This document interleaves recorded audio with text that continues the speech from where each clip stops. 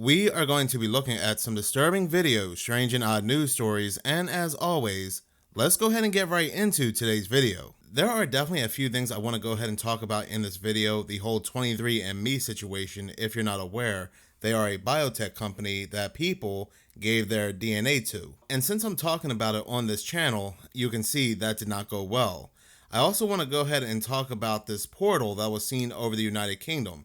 And this topic, to me anyway, is scarier than it should be, but not for the reasons you think. Is it also plausible that the pyramids of Giza may be an ancient data center powering something? I came across a very interesting article back in 2024. There are also other topics I do want to go ahead and discuss, but with that being said, let's go ahead and first start with this whole 23andMe situation. So, like I said, 23andMe, they are a biotech company which specializes in genetic testing.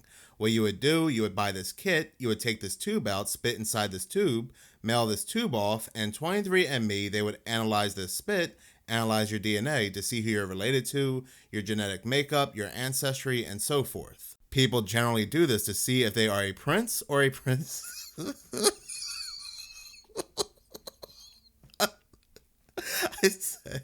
I said, I'm going to be serious when it comes to this topic because this, at the end of the day, it's a very serious topic.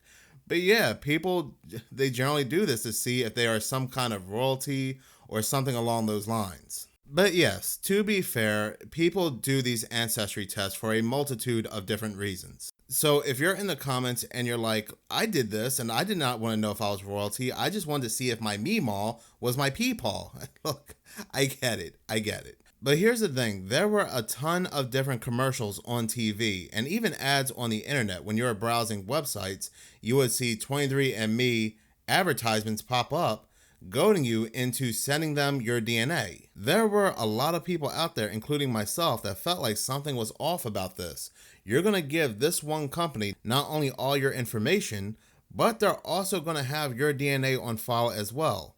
I mean, how many of us today really read the fine print? After many people sent 23andMe all this information plus their DNA, news started to come out that there were a ton of data breaches involving 23andMe. And not just that, there were a lot of people high up in 23andMe, including CEOs, that were stepping down. 23andMe, they are now in bankruptcy, and the current CEO, Ann Wojcicki, and that name may sound familiar to you because she was the sister of Susan Wojcicki, the CEO of, or the ex-CEO of YouTube. Since 23andMe have went into bankruptcy and the CEO has stepped down, they are looking for a new buyer. And this new buyer, they can come in and transform 23andMe into anything they want. And at the same time, they have all this sensitive information plus all of this DNA. Ever since this news has come out, concerns have been raised about what would happen to this sensitive information of more than its 15 million users. In 23andMe's bankruptcy announcement, they went on to say that the data privacy of its customers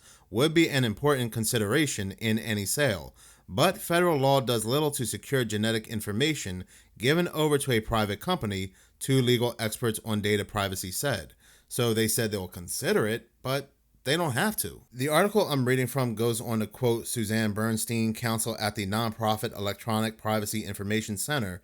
She goes on to say that often if there's so much personal data that a group has, it's maybe in a hospital setting or a research setting and can be governed or by more meaningful safeguards.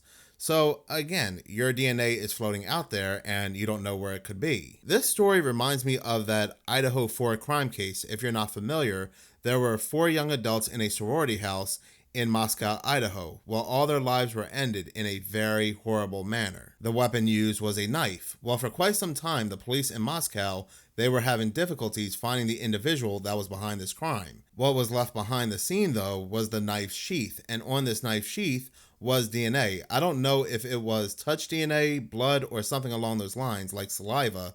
I don't think they ever said, but there was DNA on the sheath. This DNA was used in investigative genetic genealogy, where investigators, they went to public ancestry sites like MyHeritage and GED Match, and they were able to find the person who may or may not have been the person behind this horrible incident, that person being Brian Kohberger, through the use of ancestry websites where he had uploaded his DNA. Now, while people are in support of this and they were able to find the suspect of this horrible crime, other people and news has come out where other people are saying that this may raise privacy concerns, that your DNA that you give to these companies and they tell you that they are not going to do anything else with it, well, police and investigators, they can now go to these companies and access your DNA to match you to any given crime scene. You may be saying, well, that does not matter to me because I'm not going to commit any crimes.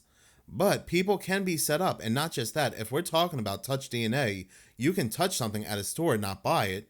Your DNA will be on that item for weeks, if not months. Somebody else can buy that item, commit a horrible crime. They can leave it at the scene, and now your DNA is at the scene. Investigators can match that DNA to something you left at an ancestry site. When it comes to the Idaho 4 case, there are so many oddities about that case and things that have come out that do not sit right with people, that people really do feel like Bryan Kohberger is being set up. With people giving all their DNA and information to these ancestry sites, we're going to see more people end up like Kohberger. What are those mini burgers called? Sliders. We're going to see a bunch of co-sliders. Other people who are talking about this are also giving another good point when it comes to insurance companies. Insurance companies, they can run your DNA to see if any conditions run in your family, like heart conditions, and they can deny you. You don't think that's possible? Well, articles did come out back in 2018. 4 risks consumers need to know about DNA testing kit results and buying life insurance. And they even mentioned 23andMe and stating how life insurers and other insurance companies, depending on the state, they can definitely get your DNA and genetic results to determine whether they should pay out or not, because maybe you lied about a family member or family history of heart disease. But this article ends with that people are worried due to this bankruptcy. They're worried about their DNA. But it does go on to say that everybody's worried about what a new company can do with the data, and that is a concern. But frankly, some other things that people are worried about, 23andMe already can do or already does. Because again, people do not read the fine print. And 23andMe, they now own your data once you send it to them. Because again, people do not read the fine print. They don't understand that once they give their DNA, their saliva over to 23andMe, that it now belongs to them and they can do whatever they want with it. There are news articles now telling people that they can delete their data, delete their DNA from 23andMe's system, but let's see what happens. Now, in other news happening around the world, people in the United Kingdom yesterday, they saw this.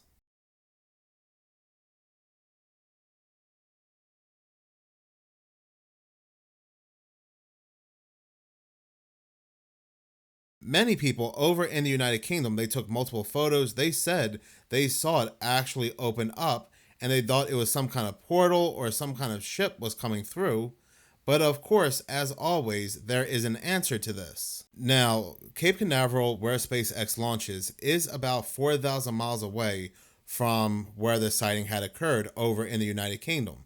And yet, that's what they're saying that these people saw. They saw SpaceX dumping fuel. And I made a video on this about a month ago where I said no matter the location, no matter the distance, no matter the object, no matter how strange the sighting may be, people will now say it's just SpaceX and forget about it. SpaceX has now become the new swamp gas, weather balloon, or Venus. Now what's interesting, like I said, they said that this was fuel that was being dumped by SpaceX. But 2 years ago, somebody made a post and they said, was the recent blue spiral over Hawaii really a SpaceX rocket dumping fuel? Because when people over in Hawaii saw this blue spiral in the sky that was very similar to what people in the United Kingdom had seen, news and media, they instantly came out and said that this was SpaceX dumping fuel before SpaceX even confirmed they were dumping fuel. But people, they said, hold on now. They were quick to call out the statement. They said the speed of the blue spiral is much too slow. A rocket or parts of the rocket at that altitude would travel over the sky much faster. They were also saying things like how the SpaceX rocket launch occurred 12 hours before this sighting. They also asked, is the trajectory consistent with a SpaceX rocket launch from Florida? Was it launched in a great circle over Hawaii? Still a valid question. They also go on to ask, at what time was this filmed? Are parts of a hypothetical rocket at that spot in the sky in Earth's shadow? But it later came out that this blue spiral that people saw over Hawaii was not SpaceX dumping fuel, but it was SpaceX launching a satellite. So what is it? What did these people see over the United Kingdom? Did they see SpaceX dumping fuel, or did they see SpaceX launching a satellite? Or was it something else altogether? You can see in this exact same video here in Hawaii back in 2023, the same exact thing that people were saying they saw over the United Kingdom. This object just opened up and turned into what looked like to them a portal. But again, while they're saying that jet fuel caused this sighting in the United Kingdom, they are saying what was seen over in Hawaii was now a satellite. Mystery solved. Now, this past Wednesday, the Subaru telescope on Mauna Kea captured video of this mysterious light over Hawaii. Check it out. Well, guess what? It is not a UFO, they confirmed. It turns out that the so-called flying spiral is actually a new satellite that was launched earlier that day by SpaceX. Sure, it launched all sorts of theories, so thanks to them for clearing up. But it's not just conflicting information about what was seen over Hawaii. Going all the way back 15 years ago, spirals were also seen in Norway, and people could not figure out what was causing these spirals. And well, what was the explanation? Well, they were not using SpaceX back then. They were saying how it was a missile launch. Scientists from all over the world are trying to figure out what caused a mysterious blue light to spiral in the sky over Norway on Wednesday. CBS News correspondent Sheila McVicker has the latest on the mystery. Sheila, good morning. Good morning, Harry. Mysterious light indeed. A light appearing high in the Arctic sky, baffling those who saw it and exciting a lot of comment.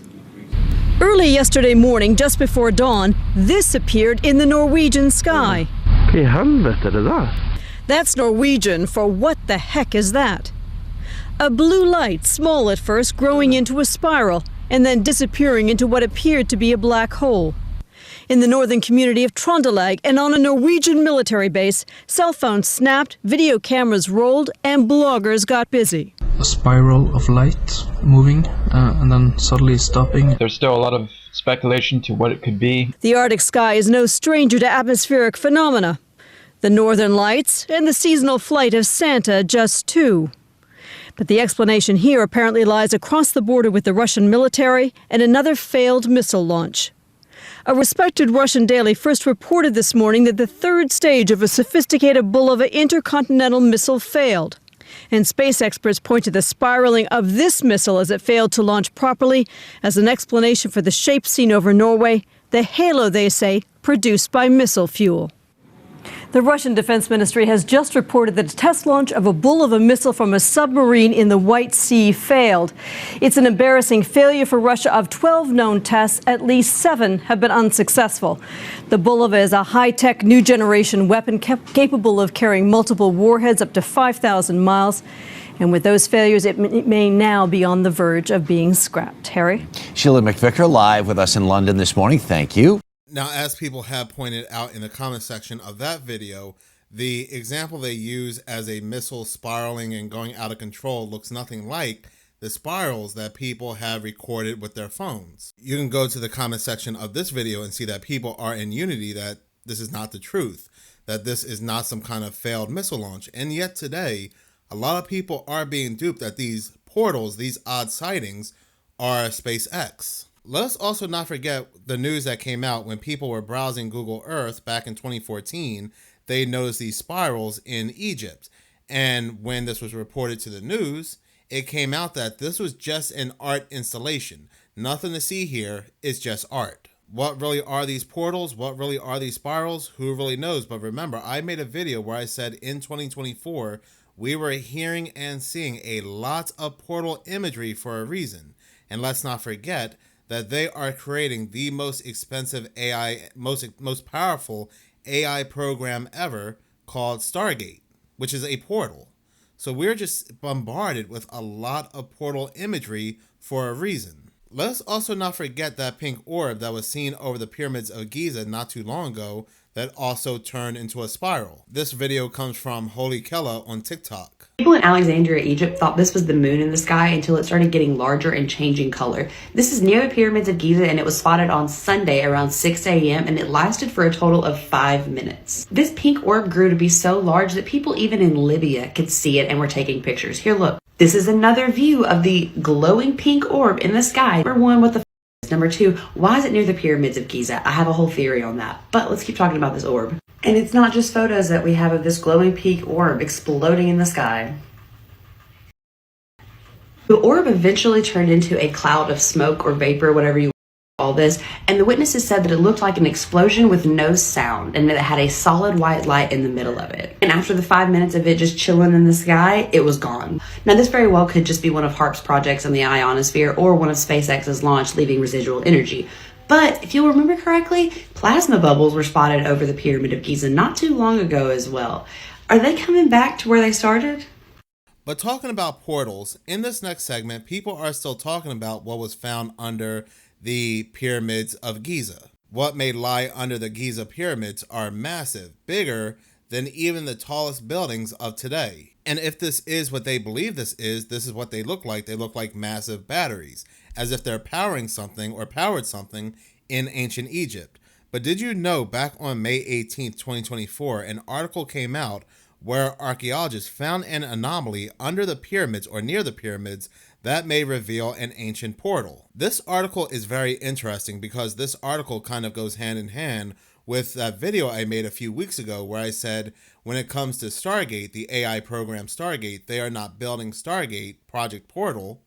They found something underneath Texas, and its data center is powering whatever they found, or they're harnessing the energy of whatever they found beneath Texas. Using that same logic, is it possible that the pyramids of Giza are an ancient data center meant to either power or harness the energy of a nearby Stargate or portal? So the same method and technologies they used to find these massive structures under the pyramids of Giza, they used back in 2024, a method using GPR along with a method known as electrical resistivity tomography, which uses electrical resistance to map underground structures, and they found this anomaly, which they say is roughly 6.5 feet from the surface and measures 33 feet in length. Well, there we go. There's that number again.